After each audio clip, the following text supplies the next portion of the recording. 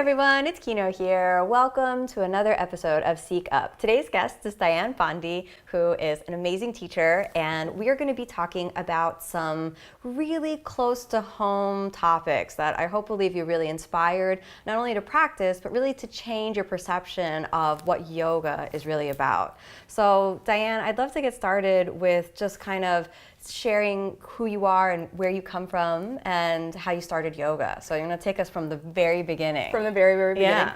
I started yoga really young. My parents were immigrants to Canada. So where'd they come from? Barbados. Barbados. From Barbados, yeah. And so they immigrated first to England to get their education. My mom's a nurse, my dad's an engineer. And then they moved to Canada because they were looking for people in their fields in Canada. And it was always my mom's dream to see snow, so she wanted to live in Canada. And I'm like, you could have just saw it and then went back, right? Like, it's so beautiful, right? So they moved to a pretty rural town in Canada.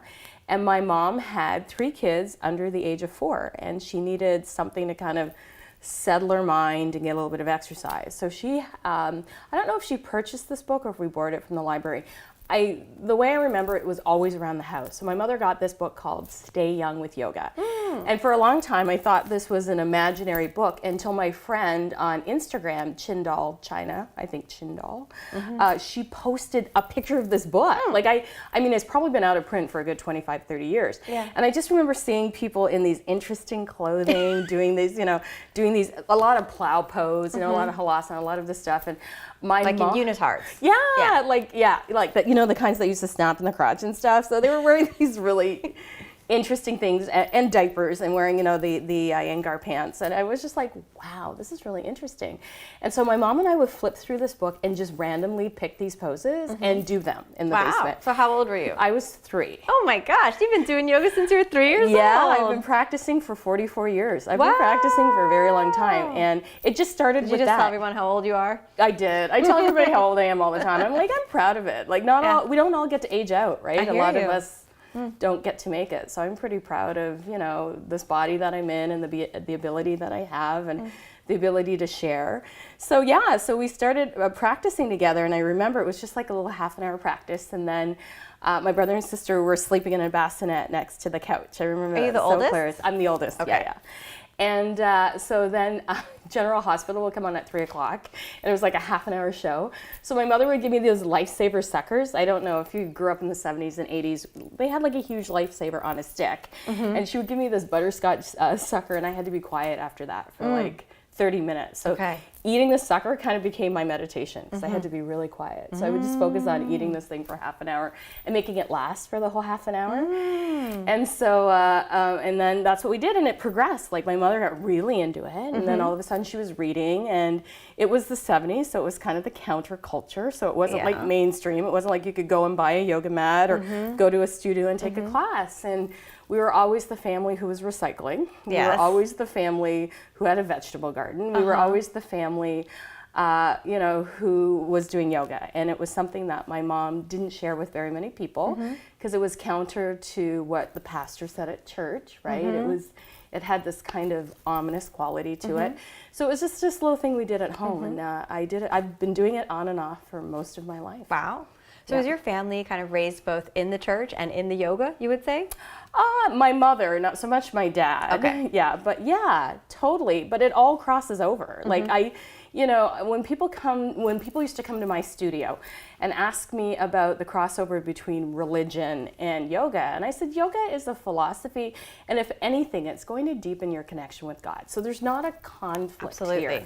And so I used to say that, or it'll expand your awareness of what God is, instead of like maybe this singular patriarchal idea of this person standing on a hill controlling everything, that you'll be able to see that God is in all of us, and God shows up everywhere, and God can be what you want it to be. It really can expand your awareness. And some people like that, and other people don't, but that was what my practice brought to me, like a deep respect for who I am, what I have to offer the world, how I show up in the world, what my dharma is, why am I here, and how can this life that I lead be of the most service to the most people. And that's what I took away from my practice. But so when did that happen? because it took a long time. So we go from you being 3 years old to just doing acrobats in the basement. Yeah. And then did you go kind of right from high school into the yoga world, or did you kind of have, some way stations along the way? Totally. So I practiced yoga at home, secret at home for a long, long time. And being a black little girl in a very white culture, right? So we were the only black people on our street when I was growing up. So we got picked on a lot, and it really did affect my self-esteem. In grade school, it was just me until my brother and sister showed up. So there were 3 of us. So what was in my that school. like being picked on? Do you still remember some of that? Totally. That stuff is burned into your soul. I understand. Yeah, people can be, and especially children can be really cruel. And when you are so different from anybody else. So there wasn't anybody else who was different. Everybody was white. There wasn't there wasn't Asian kids, or there wasn't anybody who was different. And the first time I remember running into somebody different was 6th grade. His name was Richard Long, and he was Asian. And I thought, oh my gosh, you're so interesting. Because everybody else has just been white, right? Yeah. And so I made it my mission to sit behind him. And I sat behind him, and I had the biggest crush. So all in 6th grade. And he was this phenomenal artist. Like, he was really into like Spider-Man, Superman, all that stuff like that. And I asked him if he would draw a picture of me, and he drew this beautiful picture of me, and I still have it with my like grade 6 stuff. But just because he was different, and we could be different together, because we were the 2 kids that were being picked on like relentlessly. People were cruel. And so having yoga to reinforce who I am and to reinforce my connection to something bigger was really huge. You were practicing that during that whole time. During that whole time. What an amazing tool. Yeah, and I just wish all kids could have that tool. I just had a really enlightened mother. And so then, we leave grade school, we go on to high school, and it kind of falls by the wayside, and I get caught up in fitness, high school and fitness and boys. By the time I went to high school, there were more of us, more people of color at high school, not a lot more. In a school of 500 kids, I think there were 13 of us. Wow. And we all clumped together like this clump, right? Yeah. But that was. Are you including also Asians and Latinos in that? I'm not. No. It's just us black kids. And if you were to say include those numbers would still be quite small. Yeah, I would. When I look back on high school, I don't remember. Maybe 1 South Asian kid or 2 South Asian kids. I don't remember any Latinx. I don't remember anybody like that growing up in high school. And so it might have very well been just because I was in my little black bubble, because I had never had that before, and I wanted to have friends that look like me, right? Yeah, who had the same lived experience as I did, that we could, feel excluded together. Yeah. So I kind of dropped off from yoga for that, because none of them were doing it, and I didn't want to not be cool. Yeah. With So them. now you wanted to fit into sort of like a new identity. Yeah. And sort of claim that and say, well, I belong somewhere. And these people look like me, and these people have the same experience as me, and they're also calling her the N-word the same way they're calling me the N-word. Wow. So, Are you really? Yeah. This was the 70s and 80s. That flew around. Like, it's only probably in the last 10 years or so people are incensed by that word. That was common language for a long time.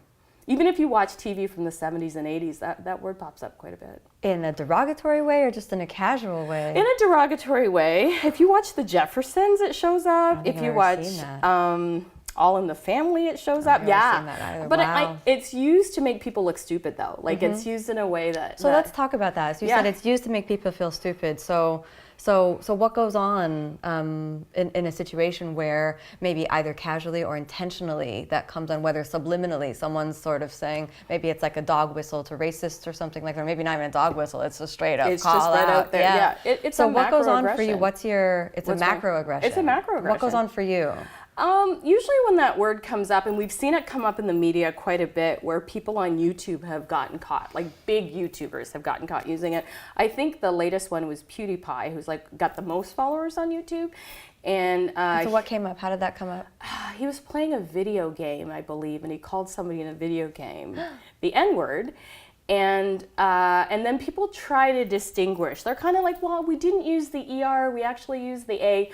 To me, it doesn't friggin' matter, because historically, there is an energy and a reason behind that word. That whole word is to dehumanize a group of people for the longest time who were considered 3/5 human, okay? Written into the Constitution. Yeah, especially in the United States, it's something like that where I was reading about that, where the sum total of the people were all of the white men. Right, of course. 0 women. Of course. And like, what did you say? It was 3/4, or was it less than that? It was 3/5. even, it's 3/5. It's less than that. 3/5 of all of the African American slaves. Right. That's what created the population count, which determined the House of Representatives in the United States of America. 0 women. 0 women. So representation and bias, bigotry, and racism is baked into the legislation. Yeah, it's entrenched It's in entrenched in government. everything. Is that true in Canada as well?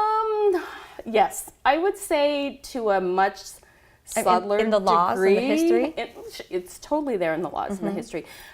How it should work in Canada, because we did have like chattel slavery in Canada.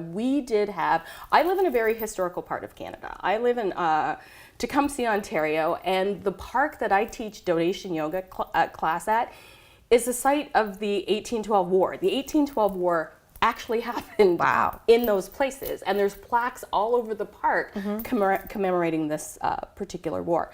And the chief of the Ojibways, Tecumseh, Chief Tecumseh, the whole town is named after him, who worked with British soldiers to essentially beat the Americans back over the river, right?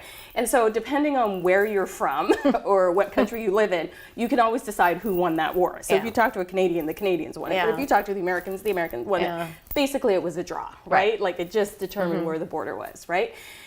So you would think as Canadians, because a lot of people in my area, which is a very historical Black area, is where the Underground Railroad came up. So people who were escaping slavery from the South were trying to get to Canada, and a lot of them settled in the areas around where I live. And so that has a really powerful energy. So you would think because they're coming up as almost as immigrants, so to speak. They're free. They're not coming in as slaves. That our understanding of racism would be different, because racism is born in that slavery. It has its roots in that slavery. We don't have that slavery system. So you would think we would be treated the same as if Italians came in and emigrated to Canada. Even when the Italians came in, there was racism against Italians. Everybody, right? So if anyone knew or different and doesn't understand and is slightly different from them, somehow has to be a problem, or you're somehow better than them. But you would think that would be our way. But because we sleep next to, as Canadians, an elephant, for lack of a better term, your population here is something like 338 million people. The population of Canada is 30 million people. The state of California. The state of California. More populous than the country of Canada. Than the I hear you. entire country of Canada, which has a bigger landmass than the United States. So we're just have this spread out all along the border. We feel like we're kind of experts in American and you're history, affected culture. by it as well, especially you are living so close to the border. We sleep next to a giant, and at any time you can roll over and crush us, and we're very aware of that. Yeah, that's crazy.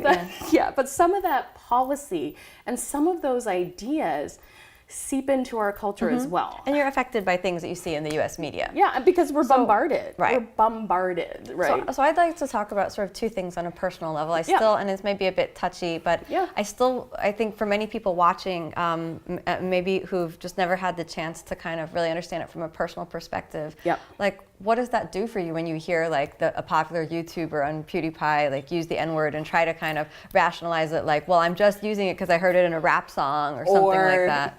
Because people don't want, nobody wants to be called a bigot. Well, some people want to be called a bigot and are okay with it. But I think for the most part, I don't know what it is about white culture that they want to reclaim that word. Like I hear Black culture talk about reclaiming that word, and you hear it in rap songs. I don't think it ever should be reclaimed because there is hate and hurt and death. People died behind that word. Yes. So that word can be retired and moved on. I believe in reclaiming some words, but not that one. And I don't know why there is such a fascination. Well, how come you can use it and I can't use it? I think it's just pure ignorance, and people don't really think. We saw a couple of popular YouTubers slip and use that language, and I've heard that within gaming circles, I guess it's very common to use that kind of language, and for those gamers it has no feeling or no meaning. But when you grow up as a kid hearing that, and it's said to you to make you feel less than human, and that word is designed to make people feel less than human, it's a very visceral reaction. It's like somebody, like it's like a cut. It's like death by 1,000 cuts. You keep at it and you keep at it and you keep at it and you keep at it, and it just chips away at people's souls. And I don't ever think we need to reclaim that word. So you're in favor of removing it from African American culture, from altogether, white culture, from all, altogether. Just delete. Yes, Cancel, just delete. delete.